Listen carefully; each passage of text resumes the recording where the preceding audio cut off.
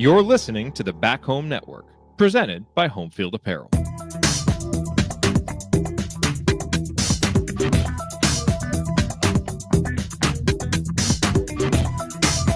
Welcome back to Crimson Cast. Galen Clavio, Scott Caulfield joining you. Happy Snowpocalypse 2025. How much did you get up in your neck of the woods, Scott? Like 9-10 inches. It's about what it felt like more when I was shoveling like an hour ago.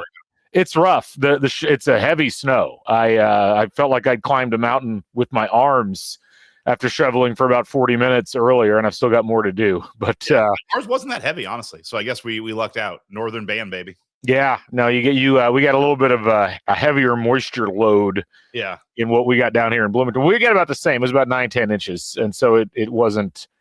Don't put that's search history, kids. It's a bad term to put in your search history.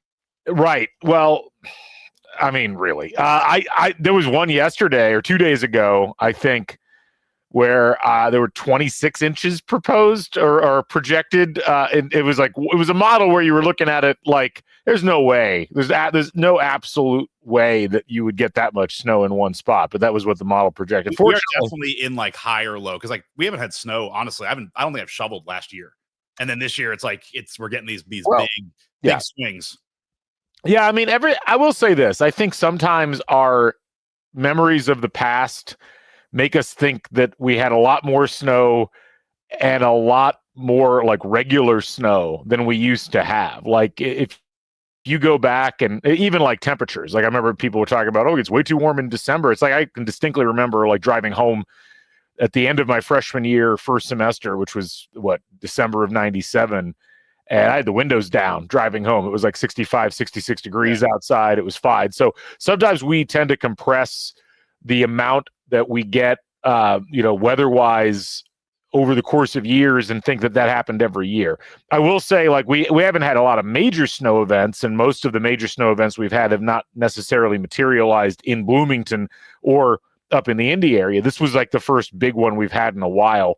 I know it would cost a ton. Yeah. But the thing that I wanted, like next, if I ever build another house, what I want to do is you do heating coils inside the driveway, like just the entire thing heated. You have some fans, or like my joke was always like, I want to have my dryer vent onto the driveway, and just at least I'm like using hot air. It's already being just poured out into the atmosphere. Just put it on my driveway. But I love the idea of like a heated driveway. I just like flip a switch and then it all melts off.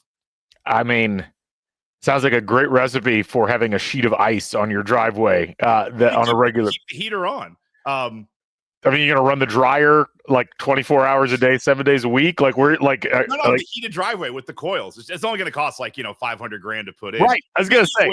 Substack. We have a VIP subscription. Anybody who wants to join, please. No, just kidding. I don't think it's an interesting thought. I don't know. It's they have like the heated pads, like to go out to a hot tub. They have like the heated like little pads you can heat. Like just. There's got to be a way to do that. That's a small pathway out to your hot tub, not the width and length of a driveway. Oh, man, we're going to Mars. We can heat up a driveway. No. The government's going to Mars. You are not.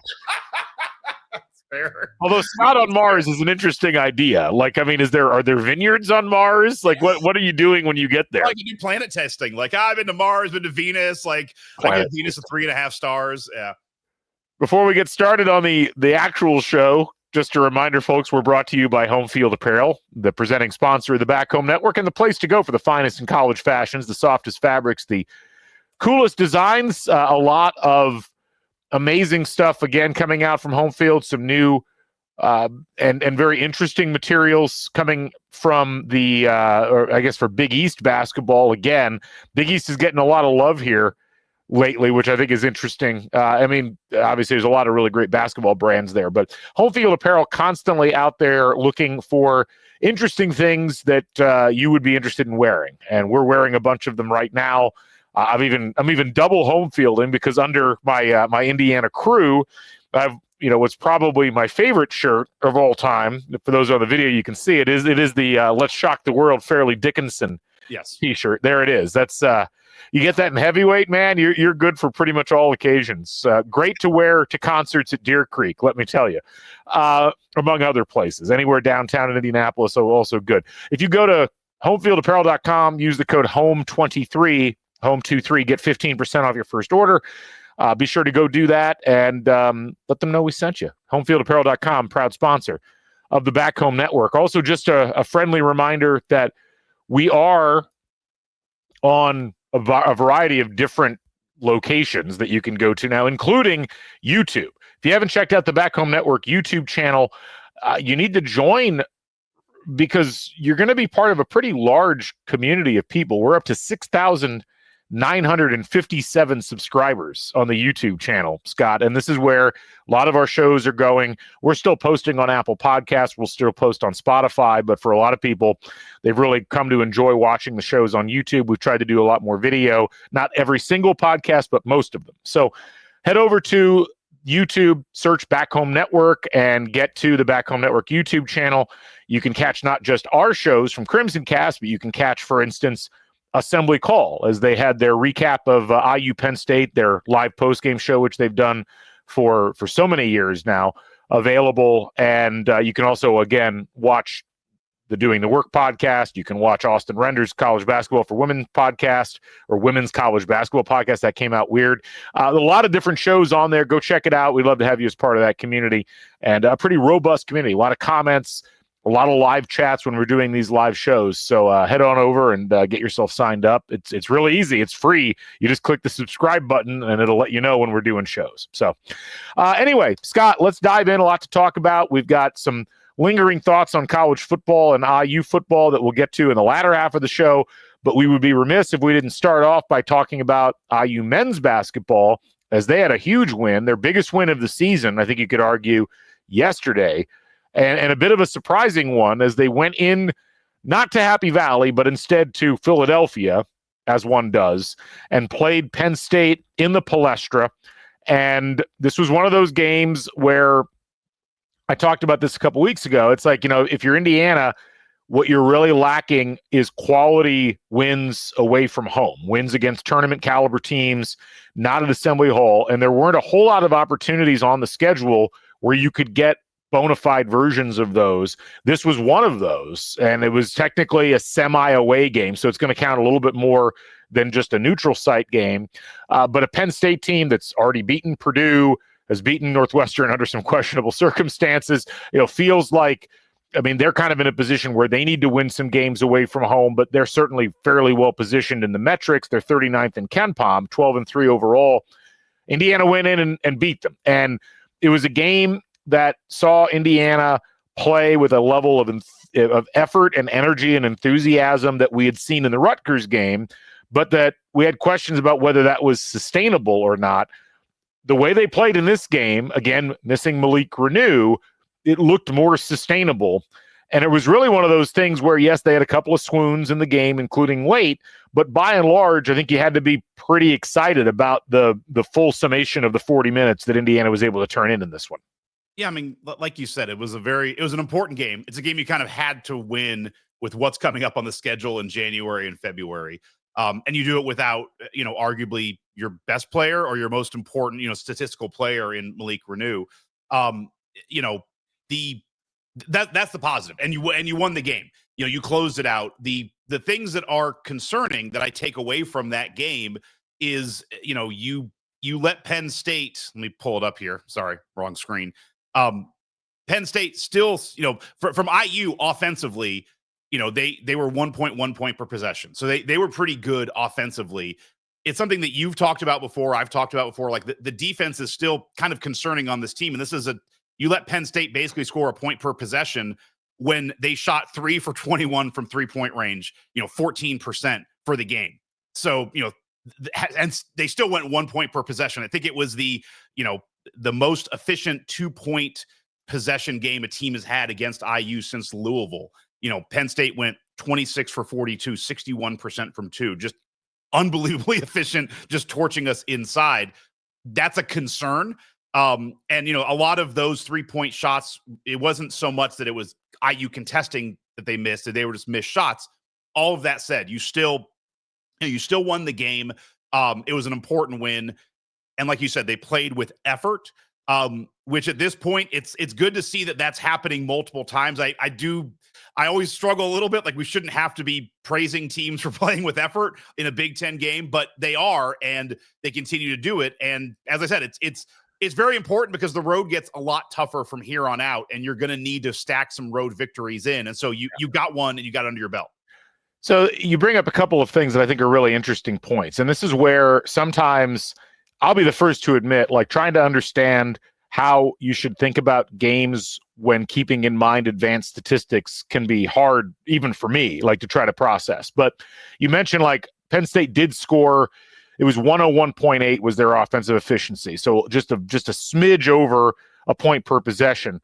But if you adjust that for opponent, Indiana, in terms of adjusted defensive efficiency, actually held Penn State to 92.2 points per possession. And basically what that means is if you look at what Penn State normally does, and then you look at what Indiana was able to hold them to, or what they did. I mean, that's the thing. It's like, were they held to that, or did Indiana just get lucky because they didn't hit threes?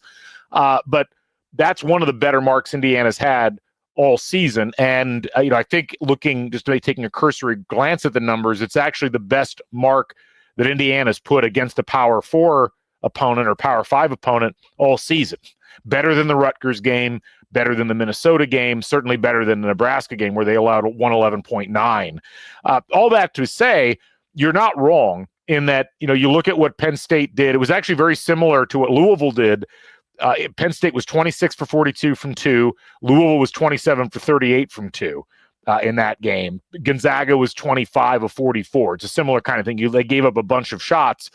Nebraska was a similar thing. The difference here, to some degree, was simply that Penn State wasn't hitting from outside. Now, Indiana didn't hit a lot from outside either, but relatively speak, 9 for 23 is a lot better than 3 for 21, which is what they held Penn State to. And that, to some degree ended up being the margin of victory was, that 6 extra points that IU got from hitting threes, whereas Penn State was hitting twos. I would look at it and I would say, looking at that individual statistical performance and kind of looking at the Rutgers game and this game in tandem, the two things I notice are, A, Indiana's offensive efficiency has been pretty good in both of these games. And that's largely come from the fact that they have been shooting and hitting threes. 12 for 27 in the Rutgers game, 9 for 23 in the Penn State game. And it's hard not to look at that and look at the lineups they've had to play with Malik Renew, as you mentioned, being out. And the fact, there was a great stat from Will McDermott, who, if you're not following Will McDermott, Will, IU sports media alum, he's doing radio right now for for Louisville. He does a really great job of breaking things down with IU. He's got a blog, which I would recommend checking out. He's 804 Durham on Twitter, but he had a tweet earlier today. The IU men's basketball lineup of Miles Rice, Trey Galloway, Luke Goody, Mackenzie Mbako, and Omar Ballo is attempting 45.2 of its shots from three. That would be a top 60 3-point attempts rate nationally if you extrapolated that to the whole season, but that lineup's only played 53 minutes of total time. So this is where I get really interested with this first point, and I'll come to the second one after we discuss this a little bit. But it was like almost a necessity that's been your starting lineup, that's been the lineup you've rolled with the most, and yet they are clearly better spaced. They're clearly looking for their threes. And while they're not hitting every single one of them, there were several there during the game where I'm just like, why can't Luke Goody just hit that? He's wide open. Or why can't Trey Galloway hit that? But they hit enough of them that it mattered in this game. And that has contributed so much to their offensive efficiency, I think, looking better. I don't know how sustainable it is because it's only a sample size of 2, but the fact that they've sustained it through 2 games, I do think is kind of exciting and maybe points in the proper direction. I don't think it's sustainable, and here's why. And I'm happy you brought this up because I was listening to your other podcast a couple days ago, kind of previewing after the Rutgers game, and I'm about to say something and go completely against it. But you and I, we always talk about, all right, can they just shoot more threes? Can we shoot more threes? And like, I'm going to say this. If I'm wrong, it's awesome. But I'm like, I'm tired of talking about 3-point shooting with this team because it's fool's gold. Because it just doesn't, it regresses back to us not shooting threes. And we get these little games where it's like, oh, they shoot 9 or 10 and they make 9 and 10. It's like, oh my God, they're going to do it. And like, and then we talk for endlessly and it's like, stop. So I'm just, now I say that, let me talk about threes for 10 minutes. because I was looking at this also. As you mentioned, they hit 12 against Rutgers, 9 against Penn State. This is kind of a Bill Simmons pick a number game, but the number of times since Mike Woodson has been coach that IU has hit 8 3-pointers in a game, 3 games in a row. And I used 8 as a number because I was looking at 10. 10's a little much. Like I look at like Purdue and Alabama just as kind of exemplars of teams that shoot a lot of threes at a high percentage. And there's not a lot of games where they hit 10 in a row or 10 in multiple games in a row. But if you look at Alabama, so far this year, there's only 2 games they haven't hit 8 threes in a row, right, or 8 threes in multiple games. Purdue has done it in every Big Ten game, and all but 3 games they've hit 8 threes. So I'll give everyone a second to think about it. The number of times IU has done it 3 games in a row is exactly once. In 2022, Marshall, we went 8 for 15. Syracuse went 11 for 27, and Nebraska went 8 for 22. That's the only time it's happened. So it happens against USC. We've now done it 3 games in a row. In 2023, there's only 2 times we had 2 games in a row. We had 11 for 25 against Nebraska, 10 for 25 against Arizona. Like, I'll take that. let's bring that back, Woodson. Against Iowa, went 8 for 15. Northwestern went 9 for 18. In 2024, we didn't have it. There wasn't multiple games we hit 8 in a row. And this year we have 2 so far. So I just look at historically, this is kind of, we have these peaks and valleys, much like the snow that we talked about. Right. It never seems to sustain. I would love for it to, because we need to do this. My thing is I continue to go back to, like, I kind of joke with myself, just let's stop talking about threes, because to me, it feels like fool's gold. I'd love to see it happen against USC, and I'd love to see it continue happening, because I think that's what this team needs. And we play better when we're hitting threes, and it opens up the offense. But just under Woodson, we haven't seen it happen a lot, where we have multiple games in a row where we're shooting at this volume and we're making the shots at this volume. Right. Well, I mean, you figure they hit more threes in the Rutgers and Penn State games combined than they hit in the 4 prior games combined. But to me, it's not just like, there's a little more to it from my perspective than simply hitting more threes. It's the way the threes come in. I mean, they've attempted a lot of threes these last couple of games, but they attempted a lot of threes the previous 3 games. They attempted 35 against Nebraska. They hit 8 of them. Wasn't enough. They attempted 20 against both Chattanooga and Winthrop, hit 5 in one game, hit 6 in the or hit 1 in the other.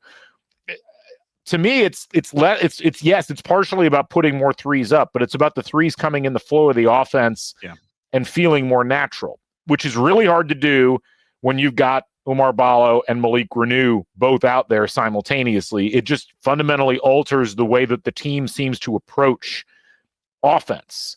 And what I've noticed over these last couple of games, I thought it was particularly something worth noting in the second half of the Rutgers game, and pretty much all through the Penn State game, is like, just, it feels like there's a different mentality from the players on the floor, at least the starters, as they're playing offense in those environments with that particular lineup. And that's something that's going to be really interesting to watch as we move forward. Both is it sustainable? They're going to get one more game against a pretty weak defensive team coming up here next as they take on USC. USC, I mean, they're not as horrifically bad as I thought they were going to be originally. They're 78th in KenPom, but they're not a particularly good defensive team.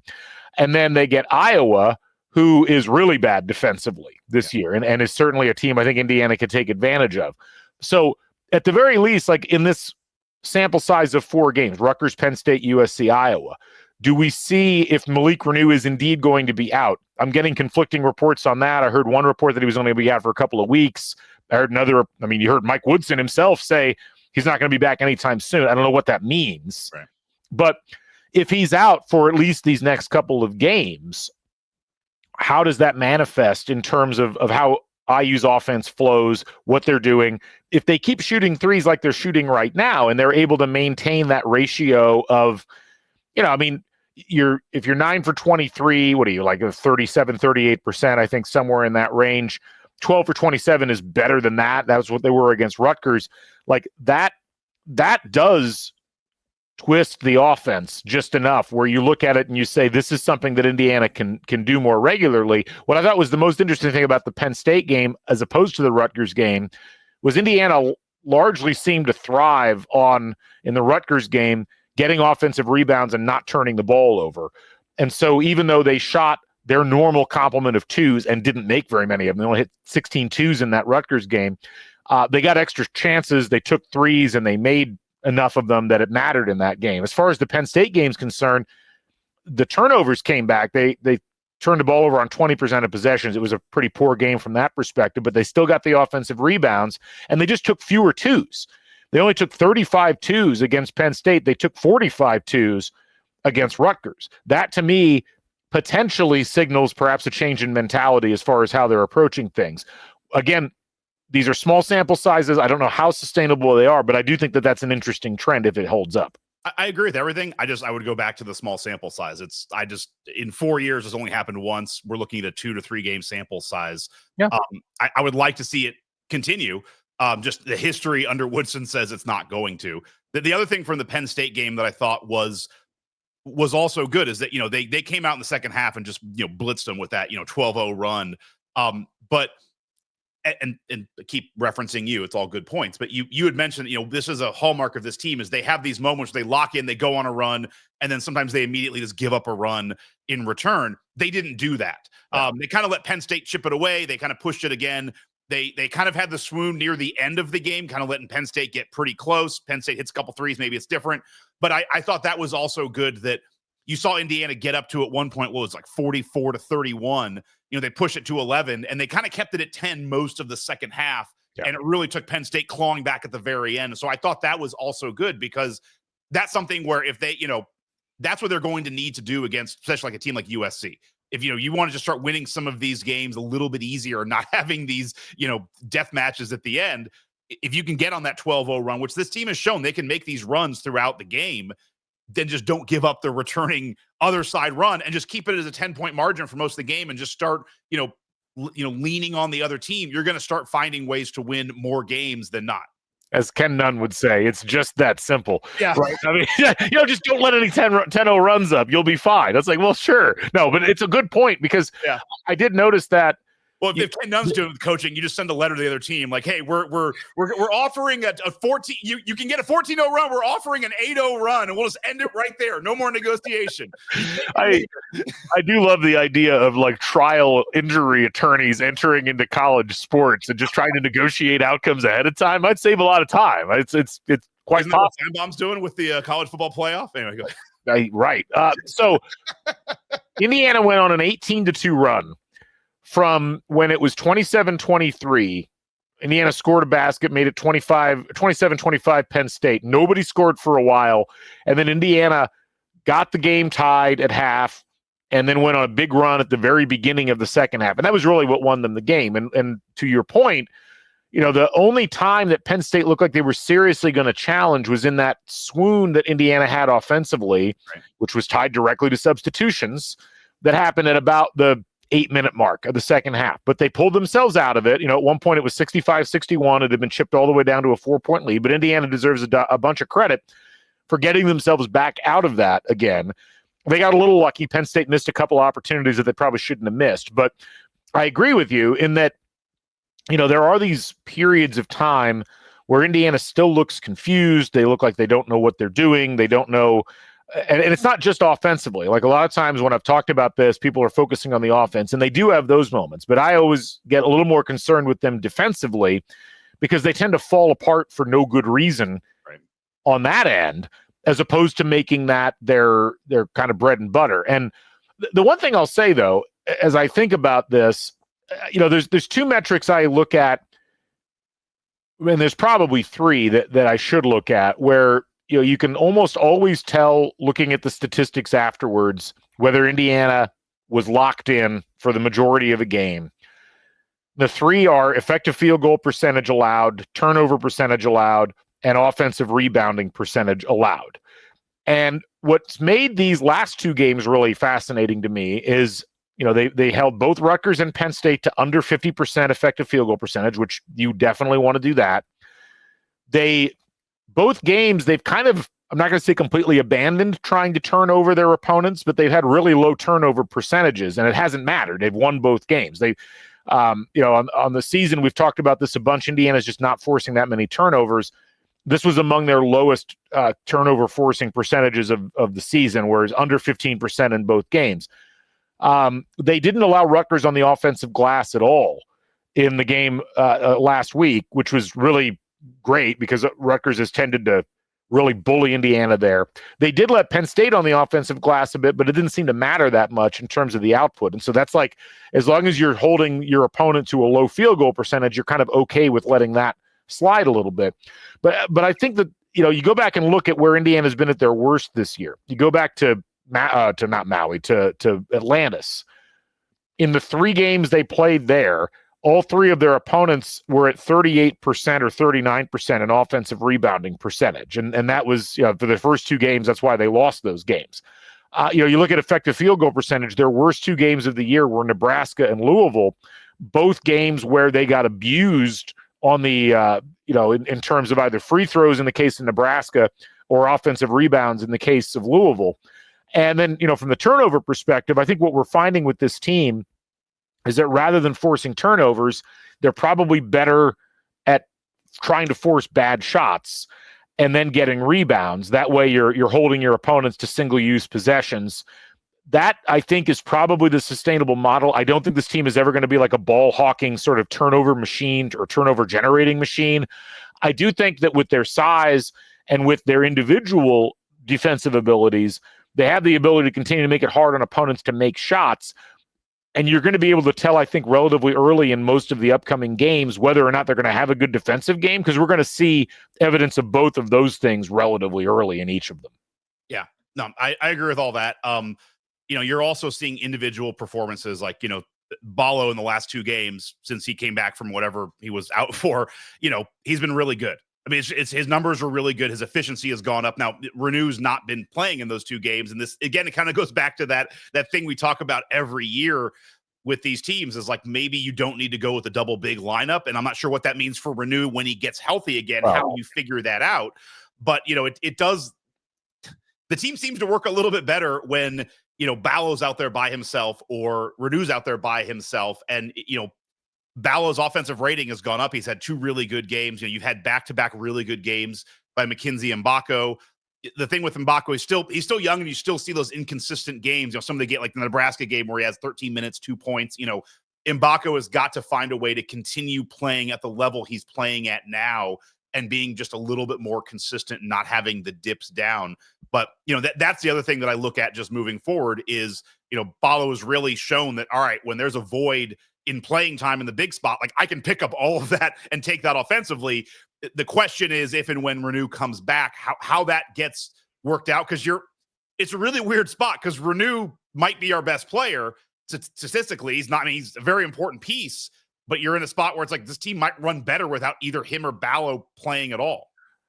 Not at all. I mean, it's an interesting question. If you take the Rutgers game out of Malik Renew's statistical profile for this season, he only has 2 games this year where he scored in single digits. Every other game he's been in double figures. One of the games was the Gonzaga game, and the other one was the UNC Greensboro game, and he scored 9 in that one. But every other game, he has been in double figures. He's been, normally at a minimum of 7 rebounds. He's had a couple of games where he had slightly fewer than that, Providence being a good example.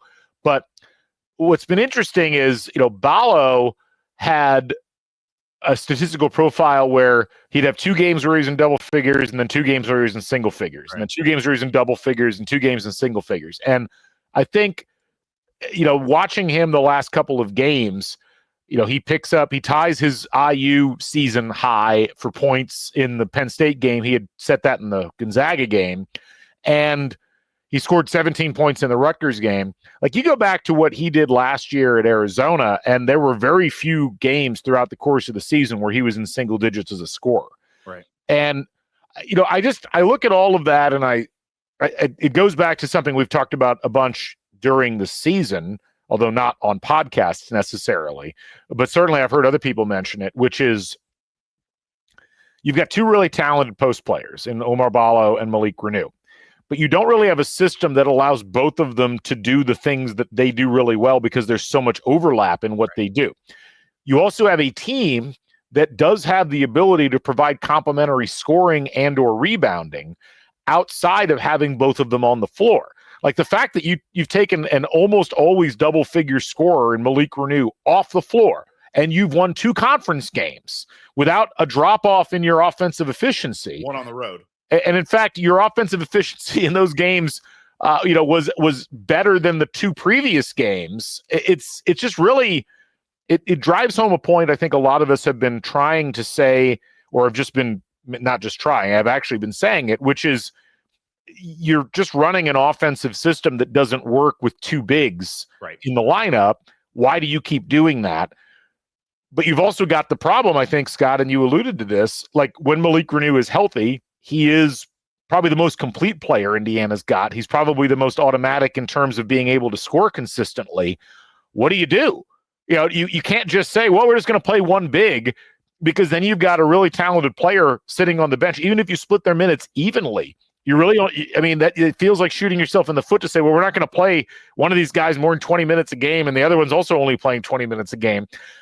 So that's there's also like a legit. I mean, there is a real logistical part here where it's like, Reneau is kind of the leader of the team. He came back. It's like, I want to start. And Ballo was the biggest offseason signing. Like, good luck getting other transfers if you're not starting Ballo. And if they're not finishing games. So it's like, you can do the 20 minute, but it's like, there's going to be overlap because they both want to start. They both kind of have to start, and they both kind of have to finish games. And that's winning time. This isn't, 5th grade where it's like, all right, you're playing a quarter. Like you have first half, you got second half, and then like neither the 2 shall meet. So it's like, there's a real, they both have to start and they both have to finish. And that's kind of the most important. So it's not, unfortunately, going to be solved because it's kind of the way the roster was constructed with pieces that just, you have to play them. Well, and ultimately it's going to be the question of, can you figure out a way to put them both on the floor? And, it's almost like you're playing 1 big. Like, can you put Reneau in the corner, or, in the corner 3, or, don't have him in the dunker spot, like have him out. I don't know if that's possible, though. I guess part of to me, the problem is less that, and again, we'll see how this plays out. But to me, the problem is less the 2 guys playing, but it's like, what happens with the other players when those 2 guys are playing, and what are they trying to do? One of the things we've talked about a bunch over the course of the season when we've podcasted about basketball is the turnover percentages haven't been great for Indiana. And a lot of that's been a focus on Miles Rice, who is the starting point guard, is a turnover rate of 22.1, which is not great. He's consistently racked up turnovers trying to set the offense up within the confines of having these 2 bigs. And, he's only had 3 combined turnovers total over the last 2 games. Right. I don't know if that's completely accidental. Again, it's a really small sample size. It's something we'll keep an eye on. I just don't know if the rest of the team is capable of adapting effectively to having the 2 bigs in the lineup, because it just destroys spacing. It does all the things that we talked about. And defensively, it creates problems, not necessarily against the small teams, but if you go back to the Nebraska game when Indiana played a really bad defensive game, or the Louisville game, or the Gonzaga game, or even the Providence game, they weren't particularly good defensively in that game. They just were incredible offensively. I do worry that that's where the bigger issue is that those 2 paired the way they are may just not be able to provide the kind of solid defensive cover that you're going to need as you go in to the bulk of the Big Ten season, where you're going to primarily see teams of the caliber that I just referred to or better. So again, it's a thing we kind of know in the back of our heads. I'm really encouraged by the energy and the flow and the overall momentum that Indiana's picked up over the last couple of games, and I was really impressed with what they did with Penn State. And I think they're going to come in and play really well against USC and win that game relatively easily, which puts Indiana in a position where they'll be 4-1 in the conference. And you look at their projections right now, they're projected to win 19 games on Torvik. They're projected, I think, to win 18 games right now on KenPom. But one of the things that's really interesting is you look at those projections, and there's a ton of close games. Right now, if you go by KenPom, they're projected to lose at Iowa, but by 3. They're projected to lose at home versus Illinois, but by 5. They're projected to lose at Northwestern, but by 3. At home to Maryland, but by 1. So on and so forth down the list. So it's going to be margins, like 1 or 2 possessions either way.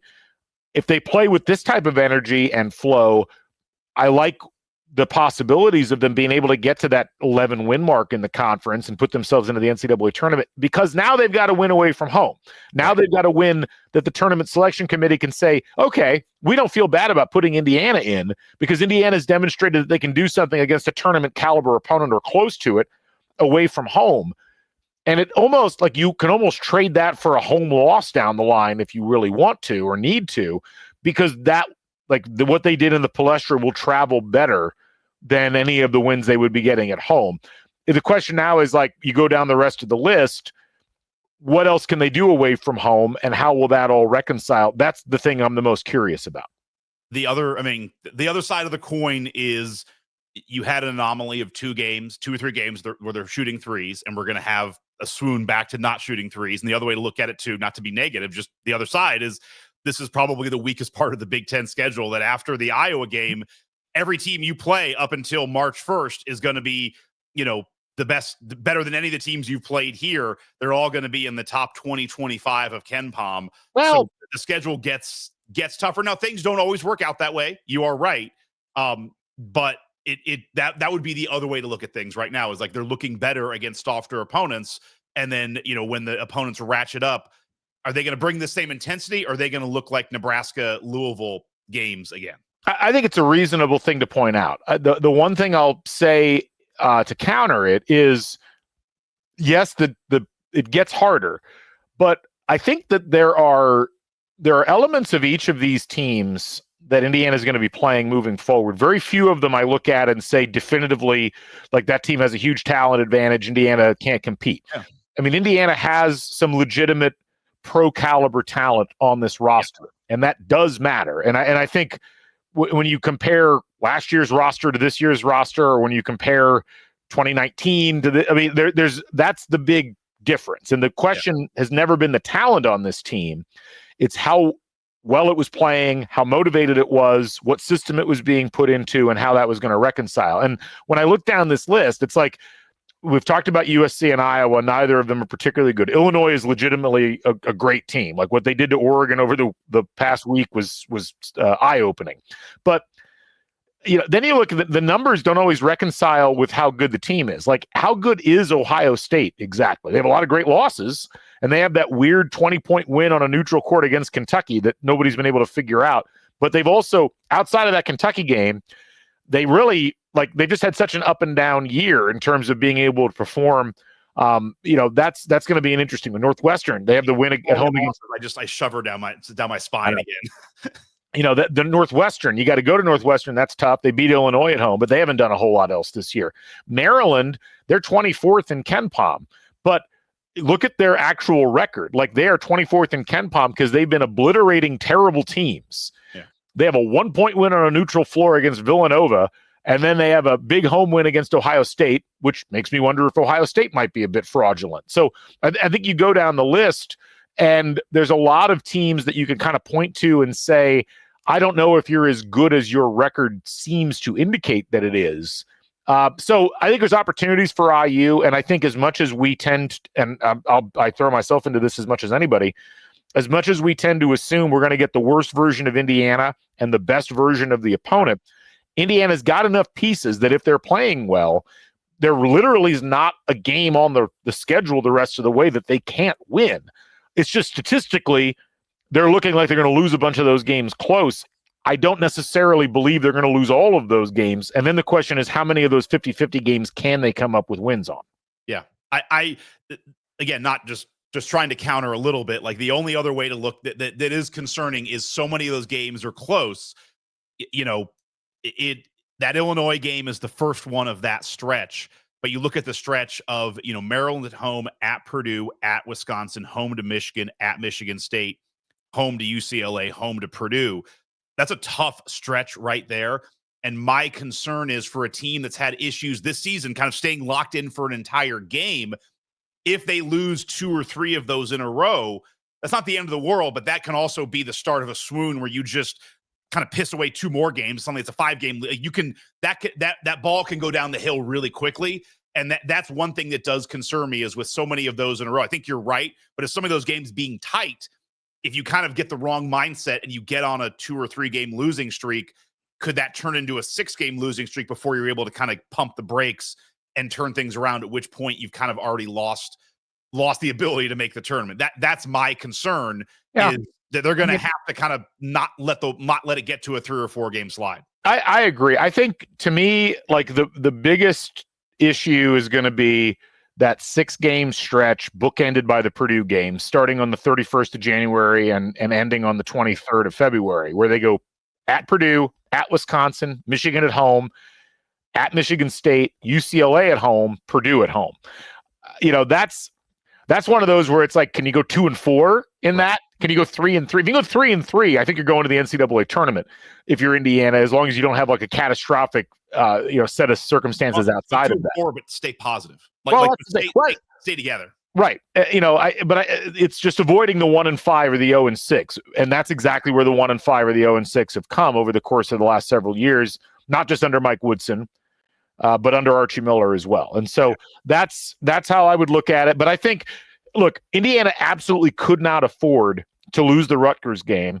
And I think most people thought they were going to lose the Penn State game, and they ended up winning that game. So they're +1 right now, as in my mind, as far as wins and losses and what they need to do moving forward. And, if you look down the list, like right now at 3-1, to me, like they have to beat USC, Maryland, Penn State, and Ohio State at home, and they have to beat Washington on the road. So that's 5 additional wins. So that would be 8 wins right there. Yeah. So if you're getting those, well, what else can you get? Can you pick up a win at home versus Purdue? They look somewhat beatable. Can you pick up a win at home versus Michigan?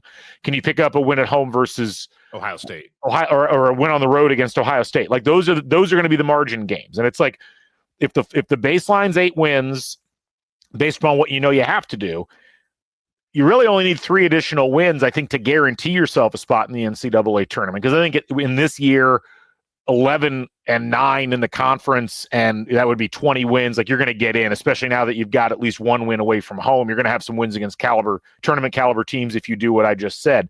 So that'll be the interest. And look, a lot of it is mentality. And this has been the thing when you come right back to it. When Indiana struggled last year, it wasn't injuries as much as it was mentality. When they've had these swoons in late January and February, it's been mentality. That's got to be the thing that sustains them. And again, as you said, we've seen them win games like this against poorer competition in the conference. I would just argue that maybe Penn State is better than that caliber of opponent normally is. That's going to be interesting to watch. And you are not saying this, but I just have to throw it out there. Like, I think everything you said is legit. I think that would be good. Just keep this in the back of your mind, everybody. Like, just making the tournament, that's still not the expectation of this season. Like, that's the expectation of where we're at right now, January 6, 2025, is like, we need to make the tournament. But, you weren't saying this, but it's like, I also want to make sure we're not going to be like, oh, that was a great year. Like, we eked in the tournament. That's what's the goal. Like, that was never the goal. But you have to look at what the reality is ahead of us. And that is the goal that we need to try to achieve now. Yeah. So we'll stop basketball there. Let's switch gears a little bit, talk some football. We had some interesting news. I didn't cover this on the last podcast, but we found out that Kurtis Rourke, the starting quarterback for IU this past year, a guy who built a legitimate Heisman season or Heisman candidate season, was playing the whole year with a torn ACL. And this was, I think, a different knee from the one that he had torn the previous time. And it explains a lot, Scott, about the lack of mobility.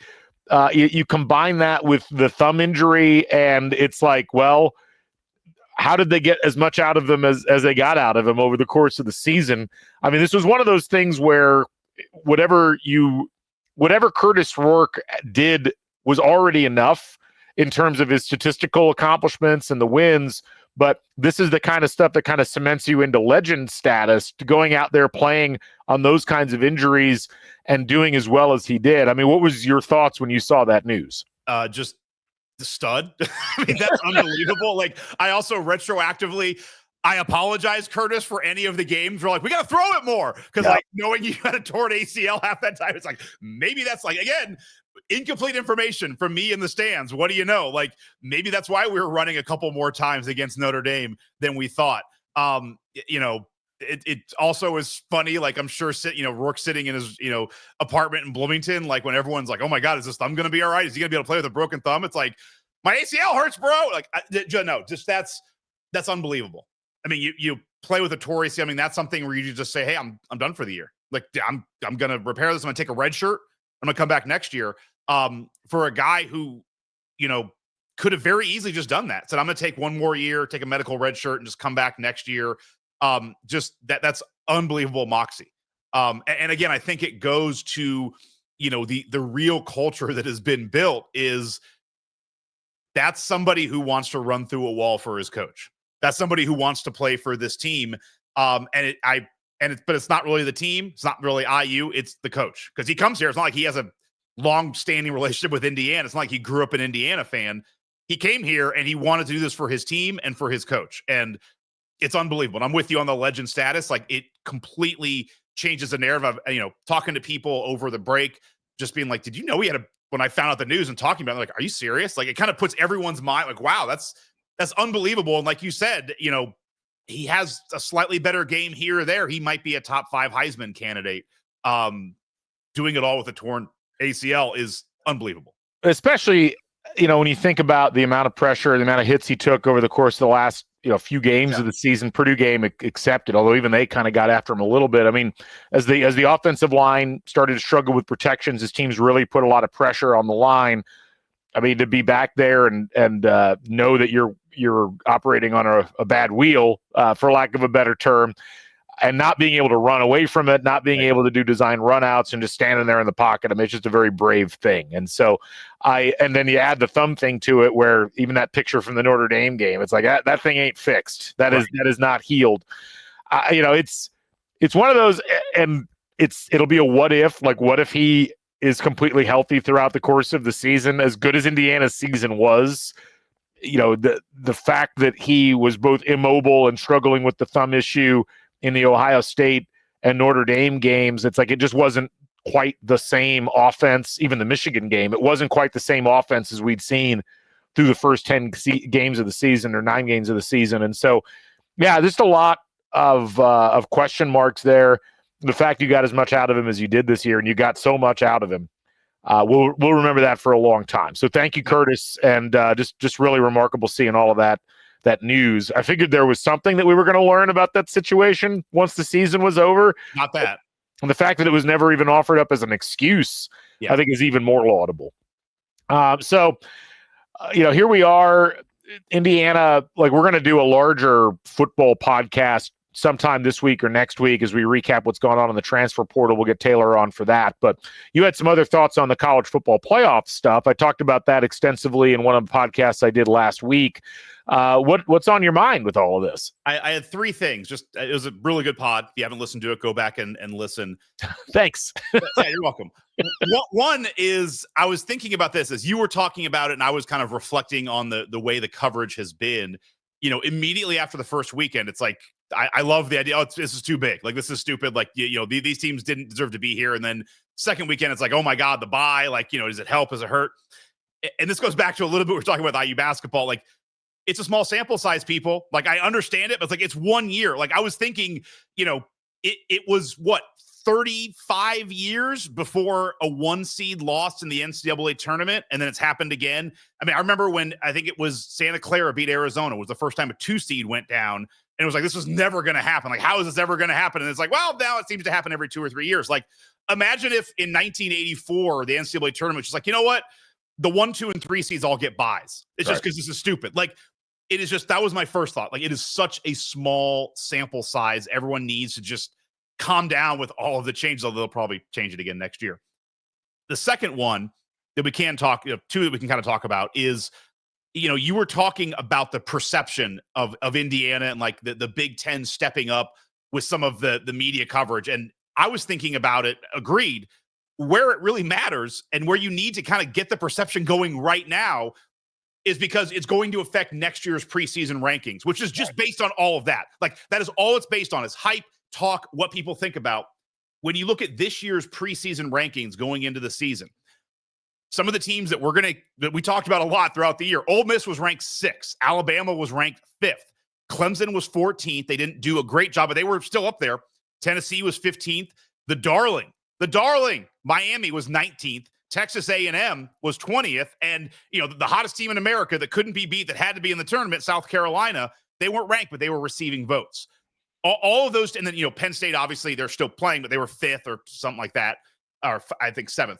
But all of those teams, like the reason Ole Miss was able to kind of keep propelling itself up in that discussion with 2 losses is not only all the SEC hype you were talking about, but you started the season 6. Right. And then, A&M being ranked 20th kind of helped Notre Dame get a top 25 win.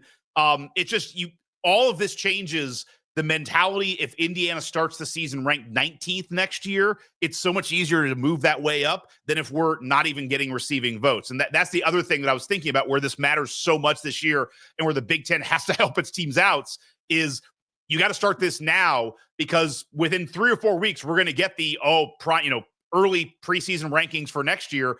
And it might sound silly, but that stuff matters, because if Indiana's not ranked, it's going to be another slog to get back into that ranking area. Yeah. I mean, you do have to get ranked early, and you have to avoid getting knocked out of the rankings or losing a couple of games in a row early on in the season, because it can be hard. But I will say, just the perception of being ranked makes such a huge difference in this sport. And it goes back to what I said about it being such a political sport. Like there's just this image. Ultimately, Indiana still made it into the college football playoff, right, and Miami did not, despite Indiana not being ranked and Miami being ranked in the preseason. But SMU, same thing. Like they made it to their conference title game. So it's not the end all be all. It's a lot easier. It's a lot easier. And as long as you're going to have human beings involved in the selection process, and I don't think that's ever going away, you're going to need to have the perception. I kind of think about it like the Heisman Trophy. Like one of the reasons why Kurtis Rourke was not a legitimate contender for the Heisman Trophy was that he didn't have the hype coming into the season. Yeah. And that's really hard to overcome, because, so much of this, it's like, do people believe internally in their own minds that you belong in the conversation, whether you're a team or whether you're a player? That answer has to be yes. Otherwise, it's going to be really, really hard. It's like dating. Like if your potential romantic partner only sees you as a friend and doesn't see you as a potential romantic partner, that's all. There's a lot of ground you got to make up. And sometimes it's insurmountable. Like sometimes you'll never get over, that particular hump. And so, so much receiving votes should be called the friend zone. The friends, right? Yes, exactly right. You've been friend zoned by the committee, and you don't want to be friend zoned by the committee. Like that's a really bad spot to be in.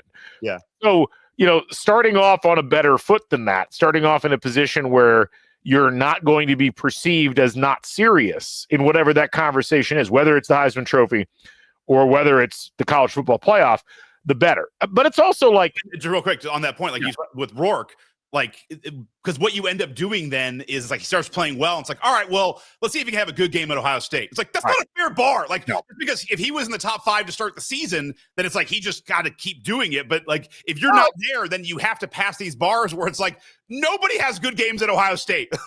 So what? He's got to throw for 500 yards at the horseshoe? Sure. Yes. That's the same thing with Indiana. It's like, well, sorry, Indiana lost at Ohio State, therefore they're not serious contenders. And it's like, I'm sorry, what? How is that a fair bar? And, we saw with Tennessee having to go in there. Ain't that easy? It ain't that easy. So it really does matter. You have to put yourself in an echelon where people view your program. It's kind of, if you play the video game, I finally got back into playing the video game. I was too into Indiana's season to really fully enjoy it. I was playing a lot, and then I got too into real football. Now I want to get back. I was playing a dynasty with IU, and I won the title. And then it's holy shit, it's happening for real! I'm putting it down. I know, that's funny. I did one. I was warming back up. I had the exact same season, same results. Got blown out at Ohio State. In this one, Indiana actually makes the Big Ten title game. They lost to Ohio State a second time, but it was a much closer game. And I could have seen this playing out this way, where it's it was closer. They've clearly made some progress. So Indiana went in, they hosted Clemson in the first round, and then lost. But it was one of those things where I just kind of felt like, Peter Galen, you guys didn't deserve to be in there. No, but you think about it, it's like that kind of thing is absolutely, it matters because what I was trying to get at is a lot of the game is about the different marks your program has, and there's a bunch of different ones: playing style, conference prestige, but one of them is championship contender, and demonstrating that you are in the minds of people, recruits, pundits, voters, or committee members, you're a championship contender. That's the kind of thing that you got to think about, because ultimately if you're not like, in that, if the mindset is not there among those people, you're going to have a real hard time climbing that hill. Yeah. And the fact that Indiana is likely to start in the lower reaches of the top 25. That was my question. Where do you think we're ranked next year if we are ranked to start next season? I've seen 3 or 4 different rankings come out. They're very early, and one of them was a joke because it didn't even recognize that IU had gotten Fernando Mendoza as a transfer quarterback. I think Indiana is going to come in the starting polls somewhere between 17th and 23rd. I think people are going to look at it and they're going to say, oh, well, they lost Kurtis Rourke, and but they've got a bunch of pieces coming back. There's still some questions on the offensive line. There's questions about what they're going to do with the interior defensive line. But if they can get the same pieces to work that they got to work last year, this is a team that could still be in contention for the college football playoff. I think that you're probably going to see them start off initially in that 17 to 24 range or 16 to 24 range. And I think that that's probably fair, simply because IU's base talent level is not quite where it needs to be. To be able to legitimately say, yes, we're up there with some of those teams that normally are in the top 15. So, it'll be interesting because I think they'll probably be ranked about the same, if not slightly lower than Illinois. And those two teams play each other in September. So we're going to get a really probably early top 25 matchup between Illinois and Indiana, provided neither team does something stupid in one of their early games. Indiana's got 3 of the easiest games you'll ever find as non-cons in the first, second, and third weeks. And then they play Illinois. Illinois's got a tricky one. They got to go to Duke in week 2 of the season. So it is possible they could lose that game. But, if they don't, you could have 2 undefeated 3-0 teams on a Saturday night, perhaps, or on a Saturday midday or a big noon or something like that. That would be really fun to see. And that'll be, fortunately, a game that's at Memorial Stadium. Right. So these are the kinds of things that I'm going to be keeping an eye on. But that's where, if you can win that game, now you put yourself in a position where even if you went in and lost at Iowa, as long as you didn't get blown out, you're probably still in the top 25. But if you can beat that Iowa team, and then you got to play at Oregon, you're in the mix at that point. And that's where you have to stay if you want to be in contention for this stuff. And so that'll be interesting to watch as we go through. Now, if we're doing this real quickly, I've already looked at next year's schedule. You got to hold home field, got to win that Illinois game. But then I look at, Oregon, Penn State, and Iowa. It's like if you can go 1-2 in those games and hold respectability in some of the other in the other 2 losses, there's still a path there. There's still a path there to be either Big Ten title game or, sniffing around the CFP. And if you go 2-1 in those 3, you're in. Right. And I don't think it's off the table. You just saw, Oregon get completely throttled. Penn State, I'm not sure. And like you said, Iowa, I'm not sure. It's not the Ohio State level. And again, after this year, I'm more and more excited, and having a quarterback who might, have both ACLs and totally healthy, who knows what this offense could look like. Yeah. There's a lot of possibilities. I think Indiana's not going to sneak up on anybody this year, and they don't have as easy of a lead into the schedule as they had last year. Having to play Illinois, at Iowa, at Oregon. But you have the full offseason now of Signetti, and you have all the players kind of and look the same way, and all the recruits know what's coming on, and you're doing pretty well in the transfer portal. Yeah. So you've got those things in your favor right now. I just think a lot of it is going to be perception coming in, and also how well you're able to tackle the sorts of things that you have to tackle in terms of those early games, and keeping yourself in the mix and looking the part. That's the other thing. Like, you think back to 2021, Indiana started the season ranked 16th. and they came out and did not look the part in that Iowa game. And even if they had tried to turn it around, I think that would have hurt their overall perception pretty significantly. Yeah. So. Last thing, I know you and Taylor will talk about it more at depth, but I'm fired up by Kamara coming back and then the Mendoza signing. I'm super excited. I'm curious. Give me your I know you will go deeper with Taylor on it. I'm excited to listen to it, but what's your thumbnail thought on those? To me, the Mendoza one is it's huge. To me, that's a huge get. 2 years left. It's awesome. But I'm just curious on those two, what your thoughts are. Well, the Mendoza, what was the second one? Kamara coming back. Oh, yeah. Well, no, I mean, look, all the guys coming back, Kamara, Pons, Fisher. Could have gone pro.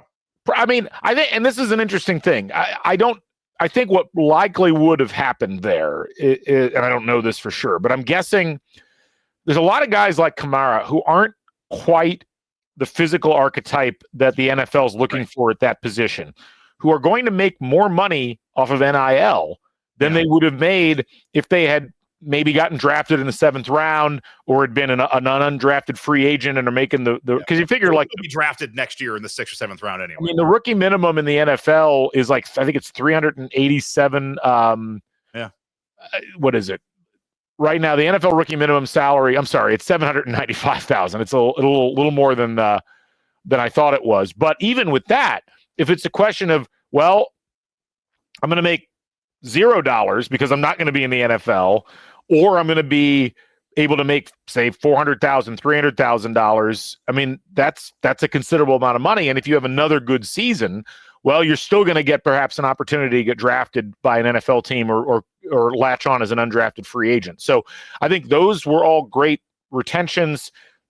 It really raises the floor on what the defense can do if they can address some of the deficiencies that they had in the secondary and some of the, and obviously replace some of the pieces that they lost just through graduation on the defensive line.